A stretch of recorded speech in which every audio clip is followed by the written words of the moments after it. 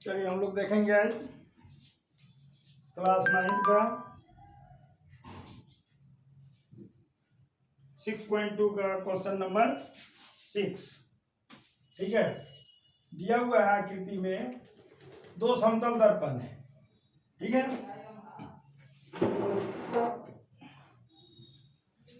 यहाँ लिखता है कि दी गई आकृति में दो समतल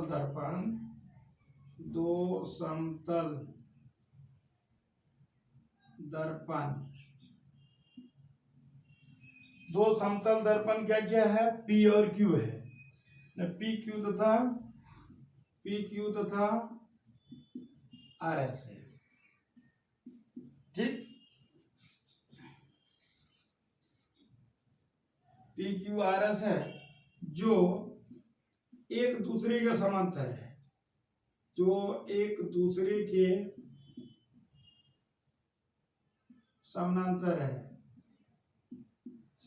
है। ठीक है, इसका मतलब क्या हो गया? इसका मतलब हुआ कि ये अर्थात हम लिखेंगे PQ समानांतर RS है। ठीक, फिर कहता है कि एक आपतित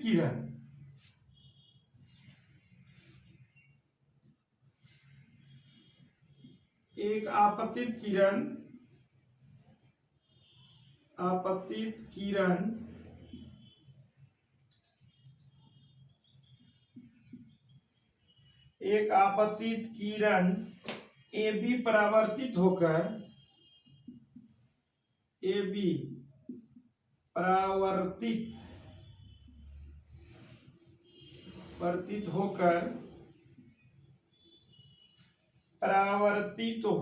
होने के बाद BC और CD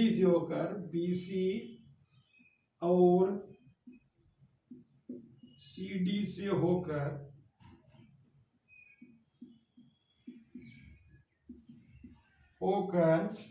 जाती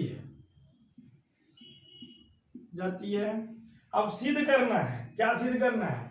जैसे AB जो है ना परावर्तित होता है, ईटो दर्पण में जाता है, यहाँ से रिफ्लेक्स होता है और फिर इधर जाता है। जिस प्रकार हम लोग किसी शीशा को सूर्य की रोशनी में या बल्ब की रोशनी में ऐसे करके दिखाएंगे तो वो परावर्तित होता है। अपने किरण को जैसे रूम के अंदर, आंगन से हम रूम के अंदर उसका रोशनी डालना चाहेंगे तो दर्पण रखना होगा। ठीक है, तो अब ये सिद्ध करना है कि AB समानांतर CD है। सिद्ध करना है कि AB समानांतर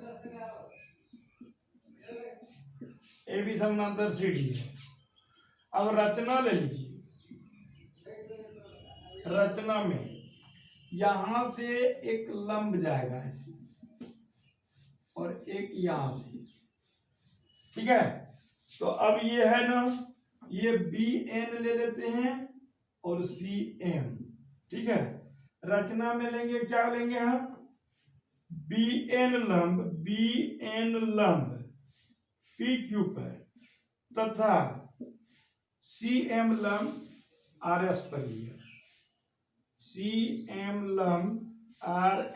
पर लिया। ठीक है, ये हो गया। बस यही तो ये बता रहा है क्वेश्चन में।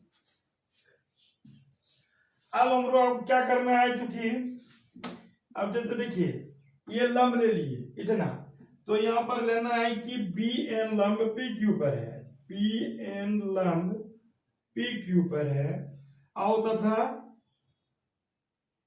तथा CM लंब RS पर है। ठीक है, ये इस प्रकार का है। एवं क्या दिया है, ये दोनों रेखा आपस में समानांतर है, PQ समानांतर RS है। ठीक, तो ये PQ समानांतर RS है, जिसका मतलब ये इस पर लंब हो जाएगा और ये जाकर उस पर लंब हो जाएगा। ऐसा ही होगा ना। आकृति में किताब में वैसा करके दिखाया नहीं है, लेकिन वो दर्पण में दिखाया है। तो इसका मतलब हो जाएगा कि बी एन लंब हो जाएगा आर एस पर तथा सी एम लंब पी क्यू पर होगा। क्यों? देखिए, इसको समझने वाली बात है, ये यहां से यहां आएगा तो लंब ही बनेगा, क्योंकि ये 90 डिग्री लंब लिए तो यहाँ भी 90 डिग्री ही होगा। आप उस पर चले जाएंगे, जब दो समानांतर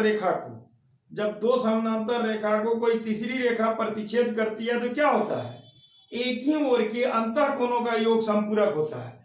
तो अंतःकोणों का योग संपूरक होगा तो ये 90 हो गया, तो यहाँ भी 90 बनेगा, क्योंकि दोनों को जोड़ने के बाद 180 होना है मेरा। ठीक,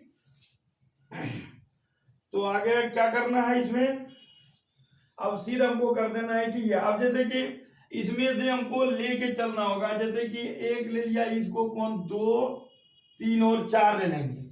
ठीक है, 3 और 4 ले लेंगे, काहे कि ये जो है ना नामकरण लिखने से बड़ा बड़ा होगा।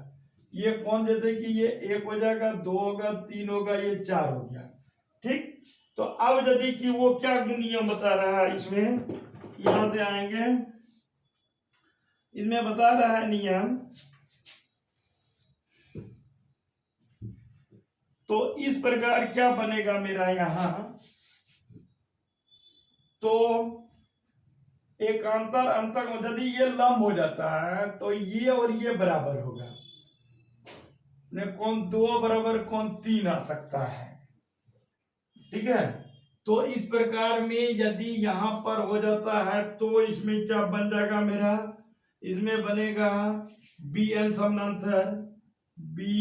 समानांतर सी एम होगा, ये हो जाएगा।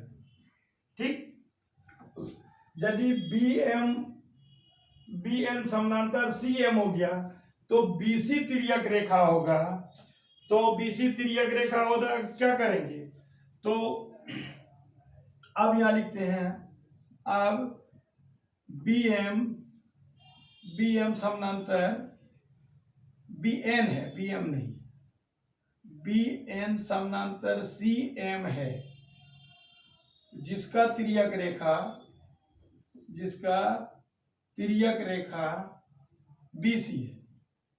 बीसी है, तो यहाँ क्या हो जाएगा, कौन 3 बराबर कौन 4 होगा। कहां से, एकांतर अंतःकोण से, कौन 3 बराबर कौन 2 होगा, कौन 2 होगा, ये एकांतर अंतःकोण से। ठीक है, जब यह मैंने 2 समानांतर रेखा को तीसरी रेखा प्रतिच्छेद करती है तो एकांतर अंतःकोणों का प्रत्येक युग्म समान होता है। ठीक है, एकांतर अंतःकोण से, लेकिन यहां हमको बता रहा है, लेकिन परावर्तन के नियम से, परावर्तन के नियम से क्या होता है ये फिजिक्स का जब सवाल हो जाएगा उसमें से, मैंने परावर्तन के नियम से कौन 3 बराबर कौन 4 होगा और कौन 1 बराबर कौन 2 होगा। क्या, परावर्तन के नियम से, लेकिन यह परावर्तन के नियम से कौन 1 बराबर कौन 2 तथा कौन 3 बराबर कौन 4 होगा, ऐसा हो जाएगा। तो अब क्या करना है, अब यहां से लिखेंगे हम, चूंकि कौन 1 जोड़ कौन 2 तथा कौन 3 जोड़ कौन 4 होगा। ठीक, ऐसा कर दिए, तो 1 के बराबर 2 है ना, तो 1 के बराबर 2 है, तो यहां क्या हो जाएगा, मान लीजिए 2 को ही लेते हैं हम, यहां कौन 2 जोड़ कौन 2 तथा क्या हो जाएगा, यहां 2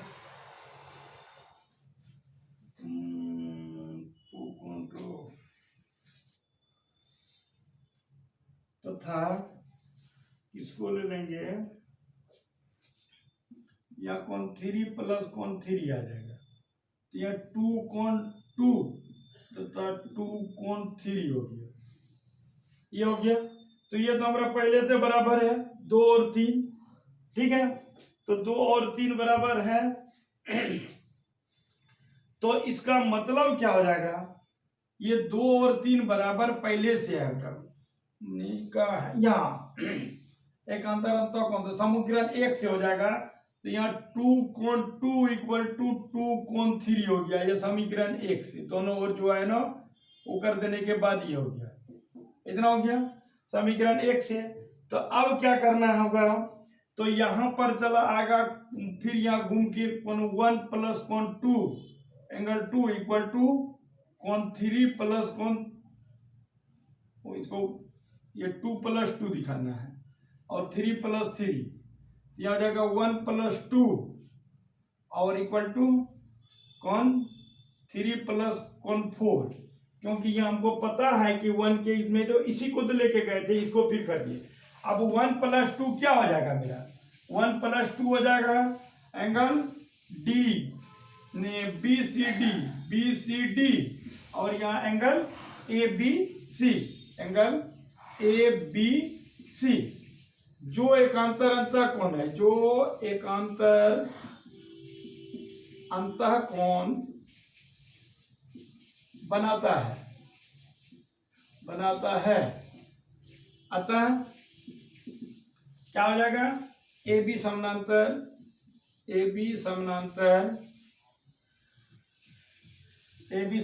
सी डी है, यही तो हमको प्रूव करना है, ये प्रूव्ड हुआ।